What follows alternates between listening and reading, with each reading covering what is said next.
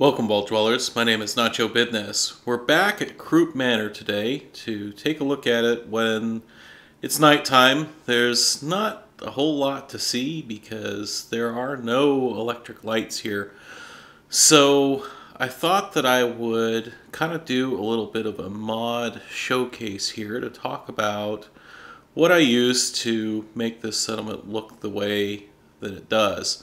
Now, I'm not going to cover the backstory here, and I'm not going to show the settlement in its entirety. If you want to see that, go check out Croup Manor Part 1. So the first mod that I wanted to mention is Raiders Rehabilitated with Super Mutants by a mod author called Texas Hokies.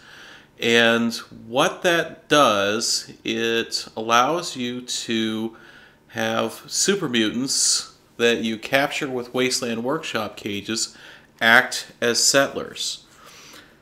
Now there's a couple tricks with using that, and one of them is that the super mutants do go hostile for about 2 or 3 seconds when you first let them out of their cages. So to use the mod, what I had to do was transfer all my settlers out of here and then let the mutants out of their cages and then bring the settlers back. Otherwise, the mutants and settlers would have been hostile to each other, and they would have fought to the death. Now, the mod author does say that you should be able to assign mutants to jobs, and I was able to do that, but as soon as I fast traveled away and then fast traveled back, the mutants were not assigned to their jobs anymore. I just kind of chalk it up to mutants are dumb and they forgot what they were supposed to be doing. But it meant that I had to get a little bit creative with hiding things kind of in plain sight around this settlement. And what do I mean by that? Well, that was supposed to be closed until later with the big reveal. So these turrets up here, they're all deactivated, and in my story walkthrough I said that the mutants were just too dumb to get them all working again.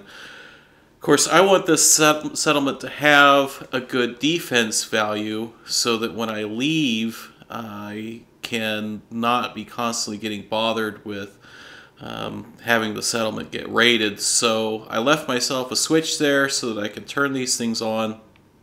And because I did have to have power for beta wave emitters here, I went ahead and put some generators in. These hounds are not covered by that Raiders Rehabilitated with Super Mutants mod, and that meant that I had to have beta wave emitters here, otherwise these hounds would go hostile.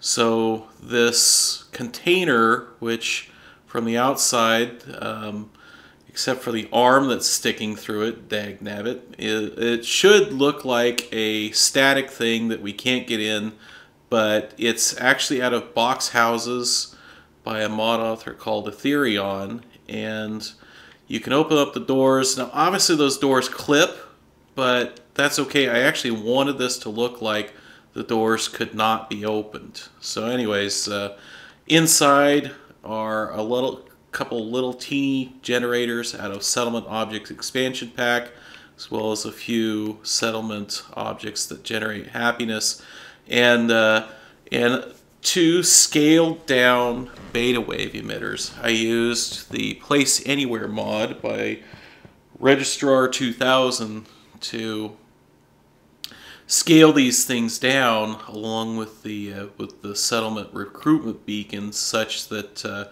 I could hide them inside this generator and have the effect without anybody actually being able to see that they're there. Speaking of Place Anywhere, of course the main purpose of that mod is that you can put things down even when they're red in the build mode. And that made repairing the manor house itself a real snap. I probably completely fixed the walls and floors in here in 30 minutes or less. You can still rug glitch and pillar glitch those in, and if you're on PS4, unfortunately that's what you have to do because Place Anywhere can't go on PS4. but it takes a lot longer. So Place Anywhere is a really handy thing for repairing pre-war structures among a lot of other applications. I also wanted to mention a mod called Butcher Meat Rack, which is actually what that Radstag is out of, as well as this rack with all this hanging meat in here. The mod author is named Mluck, and, or excuse me, that mod is by Blunder Fury, and the mod author provided us with a lot of different kinds of meats that could hang in here, which was great for my kitchen with the two crazy ghouls that want to make sure their babies are well fed. It also included a lot of different corpses, which combined with Place Anywhere is how I was able to have all of my corpses that are, you know, it's kind of dark, you may not be able to see them, but those corpses on the raider poles, you know, on the raider spikes. Maybe take a look at one that's over here. Yeah, so that's a combination of Place Anywhere and Butcher Meat Rack, and was able to put those all around the outside of the settlement, all over the walls on the outside. And just really kind of helped sell the whole super mutant vibe here. One of the other things that I did was I hid my water purifier, obviously, inside that container over there, but I also used that water cooler out of Decoration Furniture Expansion Pack. It's worth 10 water, and so with just those two objects, I was able to kind of hide all of my water production and not have it look like I had any actual working water purifiers. Another thing that is worth mentioning here in the kitchen is this butcher shop. This is where I had my crazy ghoul butcher cutting up meat, which is, you know, obviously from the settlers that the super mutants are eating. And it is worth 10 food. It's out of a mod called Better Stores, and that is by a guy, or a mod author, named Blazeda59. And there's a ton of great stuff in that mod beyond stores. I think that the mod author should pick a different name, because there's so many cool things besides just stores. One of them is these Brahmin here that you can build that produce food. And I always thought Brahmin should have some kind of food value associated with them, because they've got udders, and conceivably you could slaughter them for food. Another thing that is very prominent around here that is out of Better Stores is this fella. Better Stores lets you build a number of different creatures and have them have some different effects on your settlement beyond what you might get out of just the stock Wasteland Workshop cages. So over here in the zoo category, we can build like a Yagwai, a gorilla, and for 50,000 caps, you can have your own super mutant behemoths wandering around your settlement, and I guess keeping people in line. Last one that I wanted to really highlight is one that's called Prisoner Shackles, and that's the one by the mod author Mluck. In the Raider tab, under the miscellaneous decorations, there are prisoner shackles, and then there are also a lot of cages and stuff, and also like these floor mats. And obviously you can build the shackles and place them on kind of any convenient vertical surface, and you assign a settler to them and they'll sit there. But those floor mats will also have people doing all kinds of different poses. For example, this guy that is not doing what he's supposed to be doing. There you go, buddy. You're supposed to be there crying.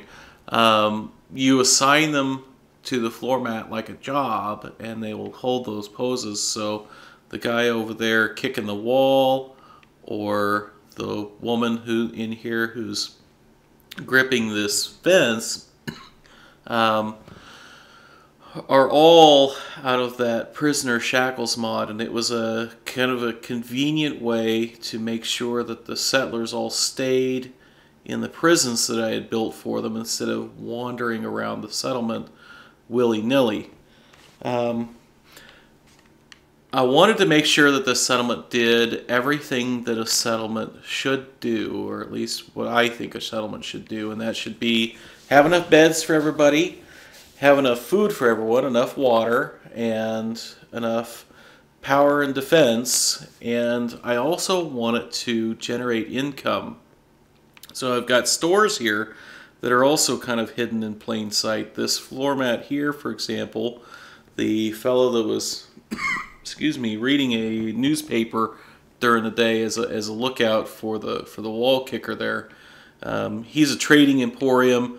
The guy resting in the chair there is a surgery center, and the crazy mother confessor ghoul in the kitchen here that was cooking stuff up was a drink stand.